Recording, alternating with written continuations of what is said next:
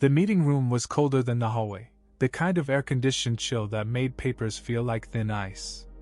Marina Cross noticed it the moment she stepped inside. Clusters of colleagues stood near the glass wall and by the projector cart, whispering with the hushed urgency of people who had already formed opinions and were now polishing them. Someone laughed too quickly and stopped mid-sound, as if laughter might be used against them.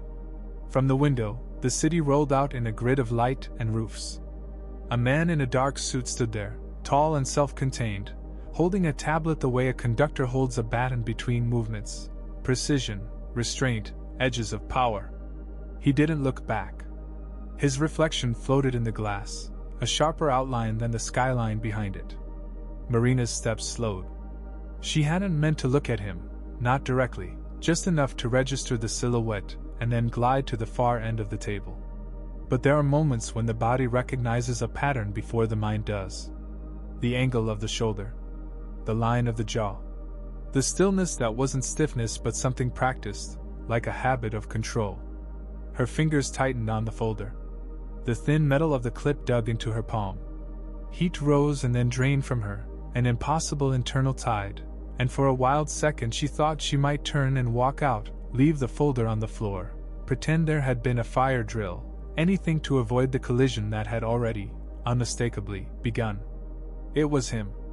The thought arrived clean and implacable, like a verdict. It was him. He hadn't seen her yet. That was almost worse. There was a brutality in the seconds before recognition, the countdown where one person is still safely anonymous and the other has already fallen through the trapdoor. She tried to breathe without sound. "Don't look. Don't." A fragment of conversation reached her. "The new director, from head office." A murmur rolled through the room like a small weather system changing pressure. The administrator stepped forward, composed and bright, her voice designed to land in every corner. "Colleagues, thank you for coming. I'm pleased to introduce our new branch director."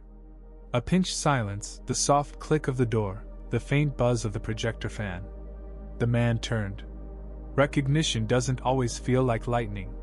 Sometimes it's a quiet, precise cut.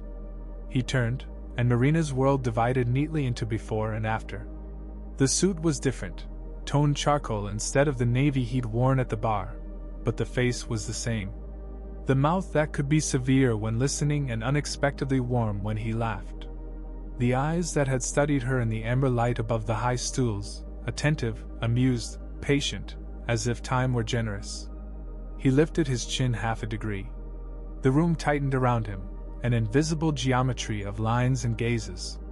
People who had been whispering arranged their faces into neutral expectation.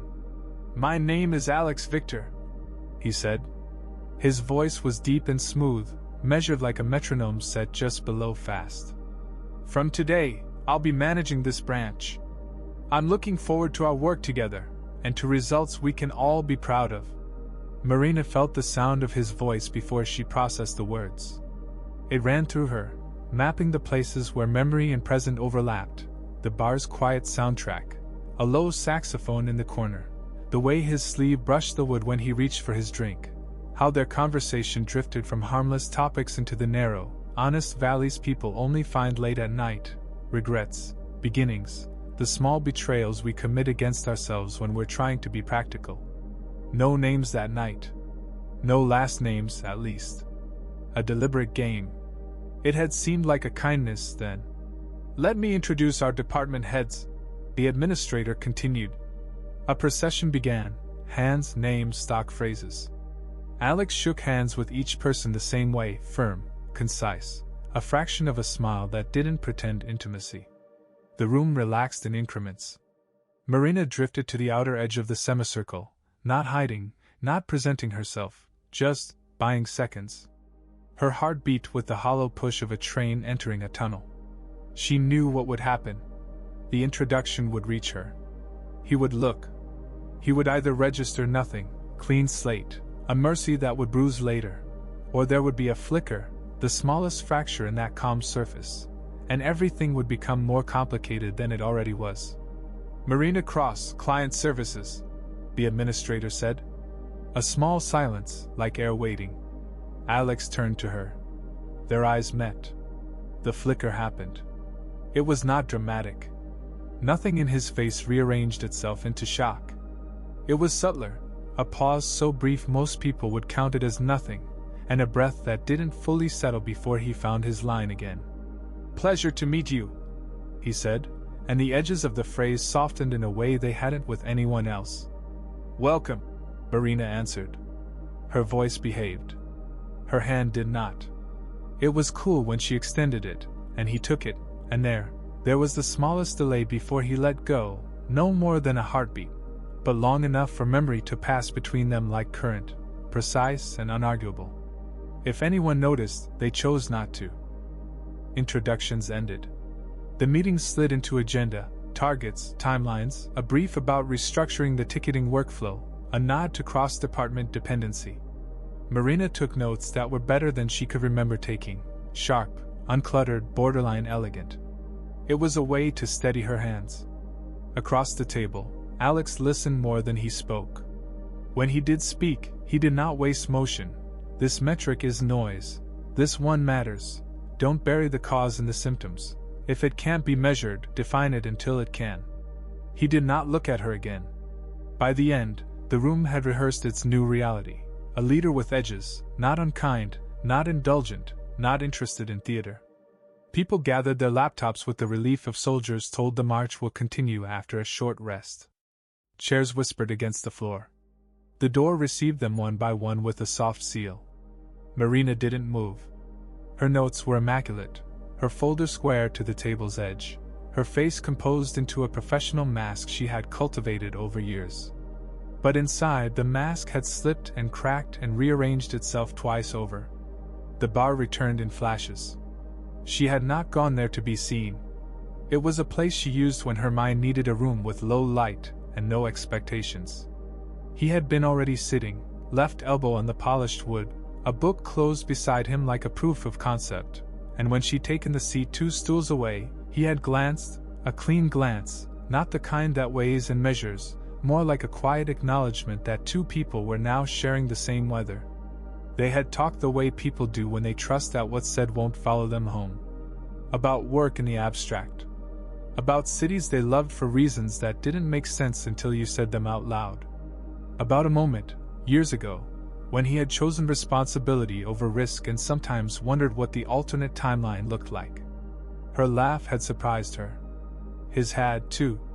"No names," he'd said with a half-smile, as if the rule might make the night detachable, easy to fold away in the morning. Now, morning had found them. "Thank you, everyone," the administrator said. "We'll circulate minutes by end of day." Chairs scraped. Footsteps retreated. The room emptied to a quiet that settled over Marina's skin like cool water. She stood. The folder felt lighter now, not because the weight had changed but because it had become something to carry, not something to hold onto. At the door, she paused, unwilling to test whether Alex would glance up from the tablet he was reading. He didn't. Or if he did, he waited until the glass closed between them. In the corridor's gentler light, the world resumed with ordinary sounds, printers breathing, a phone chirping, someone negotiating a delivery in the neutral tone of corporate courtesy. Marina exhaled slowly, counted to 3, and moved. Work, she told herself. Anchored to what can't move. Tasks, not what-ifs. Metrics, not memories. But even as she walked, she knew the truths she didn't want to name. Some nights don't stay where you leave them. They find the doorway and stand there until you look up. And he was here now. With a name. Alex Victor. She said it under her breath, as if trying on a pair of shoes. It fit, and it didn't. It was the shape around the man she'd already met, not the man himself. That, she suspected, she would have to learn all over again. By the time she reached her desk, the first email from A. Victor was already in her inbox, brief, structured, impossible to misunderstand. * welcome. I'll review current CS reporting this week. Please send the last 3 months of raw data and the methodology doc you're using to classify complaints. AV. *. Her fingers hovered over the keys. She typed will do and deleted it. She typed of course and deleted that too. Finally she wrote. * attached. Let me know if you need a walkthrough of the classification changes. We introduced new parameters last quarter. Asterisk. She paused, then added, cross. She hit send and leaned back, letting the breath she'd been holding thread its way out of her. Outside, the city kept its balance. Inside, the line between past and present thinned to a bright, steady wire. Somewhere down the hall, a door opened. Footsteps approached. She didn't have to look up to know whose they were. She didn't. Not yet. The office always sounded different on Mondays. The printer groaned in longer intervals, coffee machines worked overtime, and conversations carried that careful brightness people wore like uniforms. Marina kept her headphones in, though no music played, letting the soft plastic seal her into a smaller world. It had been 3 days since the meeting. 3 days since the bar and the boardroom had collided, rearranging the map she'd drawn for herself. 3 days of working harder than usual, as if speed could erase memory. She had sent Alex 3 reports since then, each response from him arriving within an hour, precise and stripped of excess. Numbers don't match the source data. Recheck columns H through J. Good catch on duplicate tickets. Adjust forecast accordingly. Need updated SLA metrics by Wednesday. Non-negotiable. Every message carried the same tone, clipped, neutral, efficient. Not a single unnecessary word. Not a single reminder of anything outside the lines of their roles. Marina told herself she appreciated it. Professional boundaries were a gift. But there was a shadow behind each email, a subtle weight that made her read his words twice, 3 times, searching for something that wasn't there. By Tuesday, the whispers had started. 2 desks over, Dana, sharp-eyed, endlessly curious, leaned across the aisle under the guise of borrowing a charger. "So," she said, casual as smoke. "What's he like?" Marina didn't look up. "Who?" "The new director." Dana's grin was soft but pointed. "Tall, dark, terrifyingly calm. The one half the department's already secretly in love with." Marina smiled faintly at her spreadsheet. "Professional. Direct. Knows what he wants." Dana hummed. That's not an answer." Marina finally glanced up, arching an eyebrow. "Then maybe stop asking questions you already know the answers to." Dana laughed, retreating, but the seed had been planted. Marina could feel it in the way conversations shifted when Alex passed through the room. Eyes followed him, some admiring, some wary, and every silence that trailed behind him carried speculation like static electricity. Late that afternoon, an email dropped into her inbox. Subject: CS Workflow Analysis. Marina. Need your input on ticket routing discrepancies. Meet me in my office at 5. AV. Her cursor hovered over the reply field. She typed sure and deleted it. Typed of course and deleted that too. Finally settled on. We'll be there. The office was thinning out when she approached his door, glass walls framing him in quiet focus. He didn't look up immediately, scrolling through a dashboard on his screen, fingers tapping rhythmically on the desk. "Close the door," he said without turning. Something in her chest tightened. She did as told, the soft click louder than it should have been. "Sit." She sat opposite him, crossing her legs carefully to anchor herself. Alex turned the monitor toward her, a spreadsheet lit with green and red highlights, some cells blinking in amber. "I've been reviewing last quarter's routing logic. Something's off." Marina leaned closer, scanning the columns. "These amber flags, that's from the classification parameters I mentioned in my email. We started splitting low-priority cases based on escalation likelihood." He nodded once. "Which you didn't document." "I did," she countered, pulling up her own copy from memory. "Appendix C, page 6. Their eyes met for the briefest second before he broke contact, dragging the cursor across the numbers. "Right," he said. "I missed it." It wasn't an apology. Alex didn't sound like a man who apologized easily, but the weight in his voice was acknowledgement enough. Silence expanded between them, full but not uncomfortable. Through the glass, the hallway blurred into muted movement, the outside world reduced to background noise. Marina. Her name sounded different when he said it, drawn out half a breath longer, as if he were tasting it. You're good at this, he said, nodding at the data. Better than your role suggests. She blinked. That's generous. It's an observation, he corrected. Generosity doesn't enter into it. Something unspoken balanced on the edge of the moment, but neither reached for it. A knock at the door shattered the air. Dana leaned in, holding a folder she didn't need to deliver. Her gaze flicked between them, cataloging posture, proximity, stillness. Marina could almost hear the story being written in Dana's head. Sorry, Dana said, not sounding sorry at all. Didn't realize you were in a meeting. You didn't, Alex said flatly. Close the door.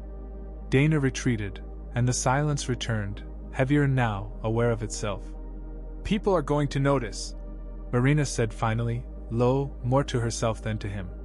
Let them, he answered, just as quiet. Her breath caught, but before she could reply, he leaned back, expression smoothing into something unreadable. Send me the revised workflow by morning, he said, tone all business again. That's all.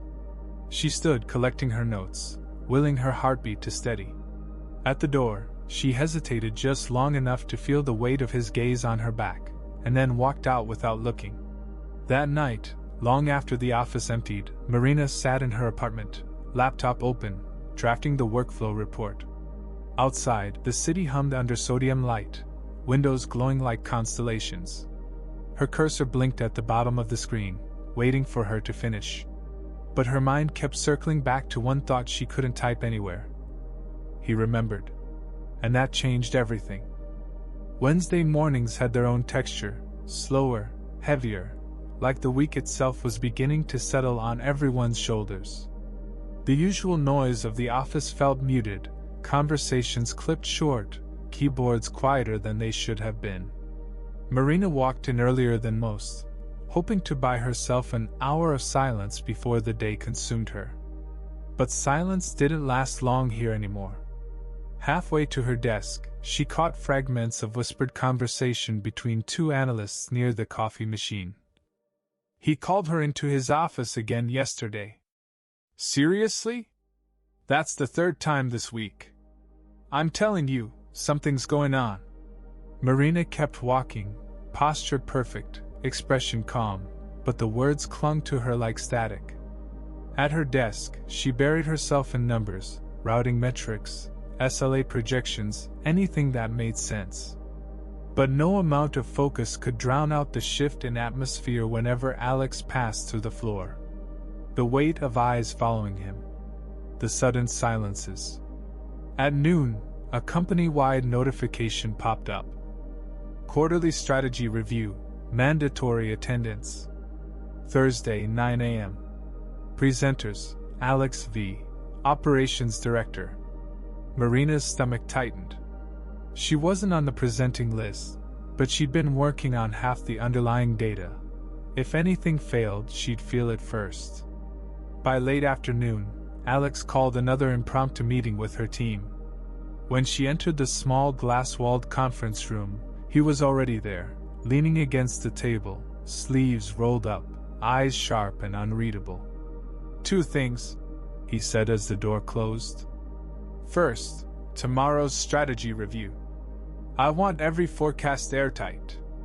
No exceptions. His gaze landed on Marina, lingering just long enough for the others to notice. Second, keep internal chatter professional. His voice cut sharper than glass. Rumors are a distraction. I expect better.